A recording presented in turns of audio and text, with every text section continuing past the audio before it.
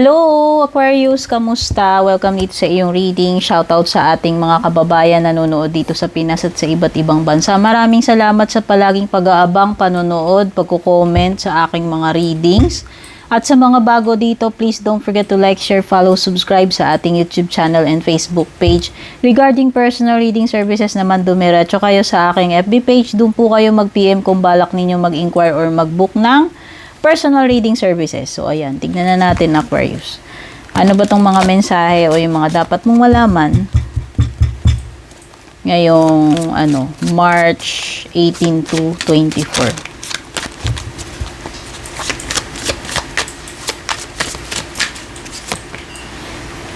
High Priestess, Two of Wands,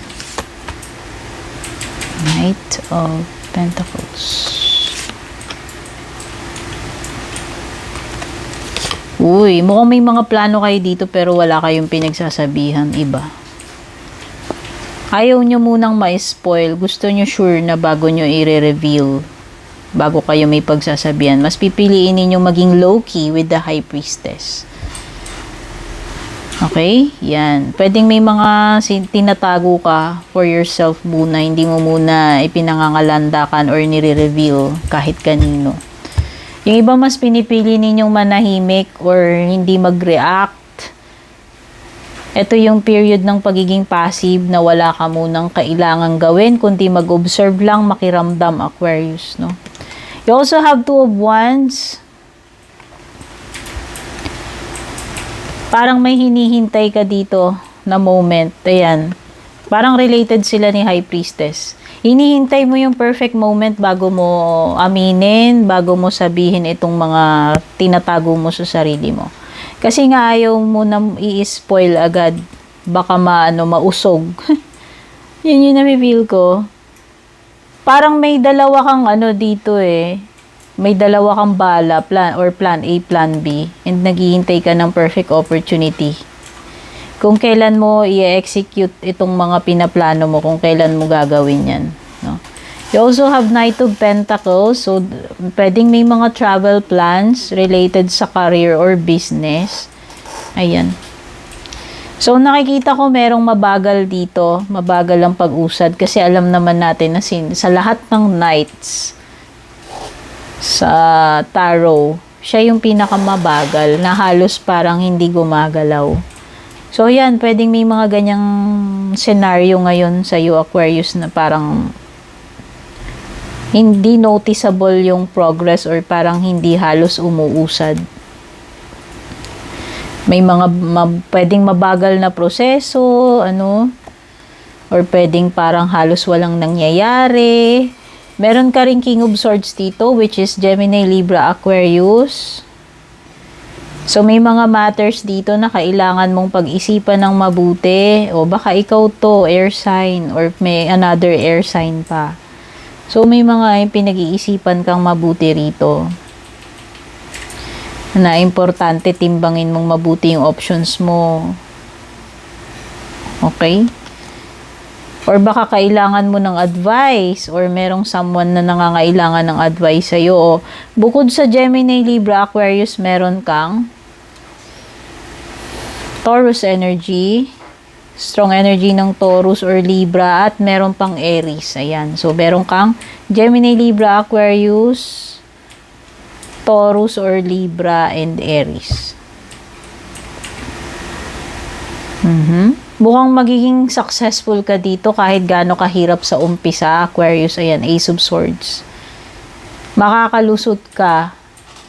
Masusolve mo ito kahit na kahit na maraming conflict or challenges. Kahit na mahihirapan ka, mag-i-emerge ka pa rin dito victoriously. May mga bagay na magbubunga para sa iyo, Aquarius, no? May mga aanihin ka with the Empress. This is a card of fertility, abundance. This is also a card ng pagiging productive or creation. So, may mga bagay ka na, ma-accomplish. May mga bagay ka na ine-expect na ha-harvestin mo. May mga bagay ka na magagawa. Magiging very, magiging very fruitful and productive kung ano man itong endeavor na gagawin mo. You also have the Hierophant, which is new experiences or knowledge, no? So, pwedeng may mga makikilala ka, pwedeng may mga matututunan kang bago, pwedeng mga bagong ideas, bagong skills, knowledge, no? Kumbaga, nagle-level up ka dito. Emperor, this is a level up pagdating sa position. So, you are the person of authority ngayon. You are in control. So, magandang senyales ito kasi ibig sabihin kaya mong kontrolin yung mga bagay-bagay, yung sitwasyon na kinakaharap mo right now. Nasa sayo yung power to manipulate itong sitwasyon. Ibig sabihin, pwede mo siyang baguhin sa naaayon sa gusto mo. Na may sapat ka na na power, no? At control dito sa sitwasyon mo ngayon. So ibig sabihin, you're the boss, hindi ka hindi ikaw yung kawawa kasi ikaw yung ikaw yung parang boss dito. Oh, baka naman you are dealing with someone na may ganyang qualities or pwedeng boss mo or pwedeng father figure or head ng family or head dyan sa workplace. O baka naman promotion nga kagaya nung sinabi ko sa iyo kanina. Tingnan pa natin iba. Responsibilities din yung Emperor. No, kumbaga kaakibat netong position mo marami kang pananagutan at responsibilidad, Aquarius. So yun isa sa dapat mong isaalang-alang. Uy, tingnan mo to. Ngayon ko lang napansin, ito si Hierophant, nandun din siya. So si Taurus, pwedeng siya yung may kinalaman dito sa yung mga plan A, plan B mo, yung pinihintay mong moment kanina, yung binabanggit ko. Ayan. Wala lang, weird coincidence na nandun din siya. Okay? Tignan pa natin. Baka meron pang ibang additional na information. Guardian Angel, you are divinely guided and protected from harm and danger. Trust mo yung intuition mo. Trust mo itong mga senyales or guidance na nare-receive mo from your angels and guides. Merong mga bagay dito na limited lang.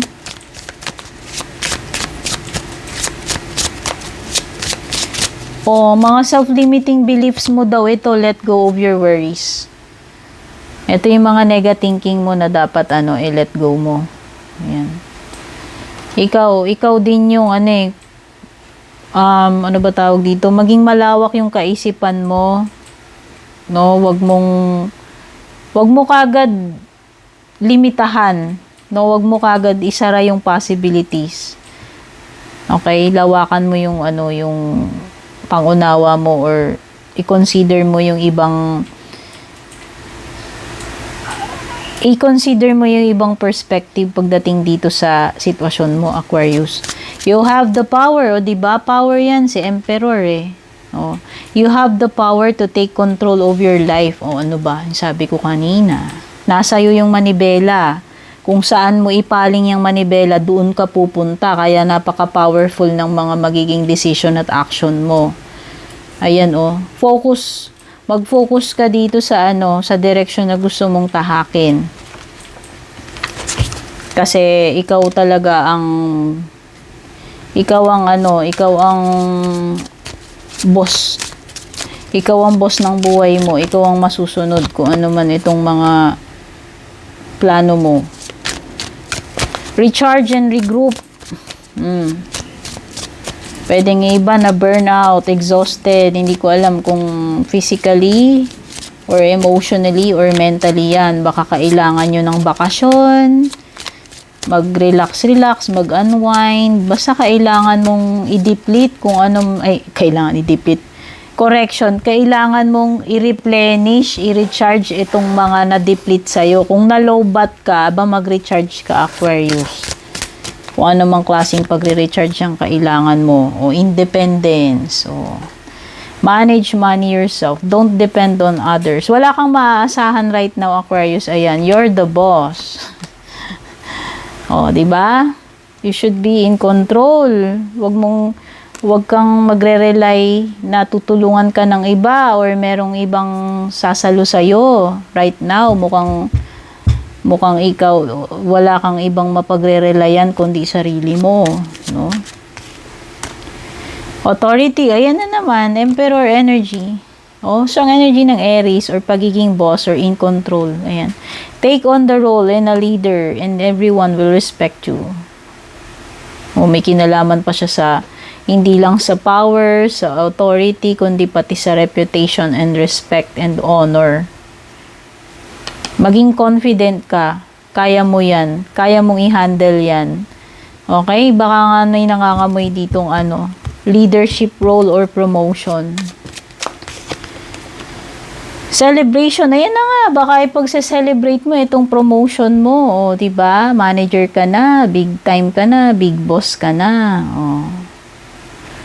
May mga celebration na paparating, whether may kinalaman sa promotion mo yan or may mga ibang bagay na dapat ipag-celebrate, no? Like victories, achievements, birthdays, occasions, no? Expression.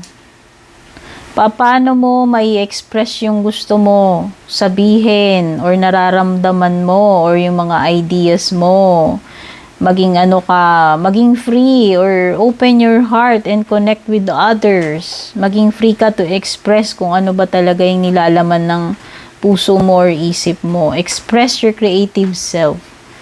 O, pwedeng yung iba, ini-express ninyo yung sarili ninyo in the form of art like music, painting, etc., fashion, content creation. Okay? It's about pagiging, kumbaga, yung hindi mo sinusuppress yung sarili mo sa kung ano yung gusto mong i-express, no? Or iparating sa iba. Okay? Tignan na natin yung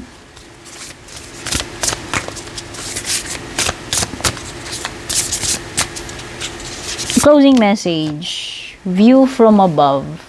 Get the big picture. Yan na nga yung perspective na pinag-uusapan natin. Asa na ba yun? Meron yun eh. Asa na yun? Basta meron dito. Yung may binanggit ako kanina about perspective. Ewan ko kung nagkakamali ako. Ayan. Basta, get the big picture muna, Aquarius. I-consider mo muna yung kabuang picture bago ka mag-take ng decision or action. Di ba pag nasa itaas tayo, mas kita natin kung ano yung mga nasa ibaba, yung kabuuan. Hindi limited yung vision mo. So, maging open ka. Feeling ko dito, maging open ka sa mga bagong ideas or perspectives. Tapos, pwede rin itong level up. Kasi, di ba, pag nasa taas ka, kita mo yung lahat eh. So, pwedeng may pag-angat nga pagdating sa sa estado mo, sa career mo. O, baka ito na nga yung promotion mo, leveling up. Take care, Aquarius, and God bless.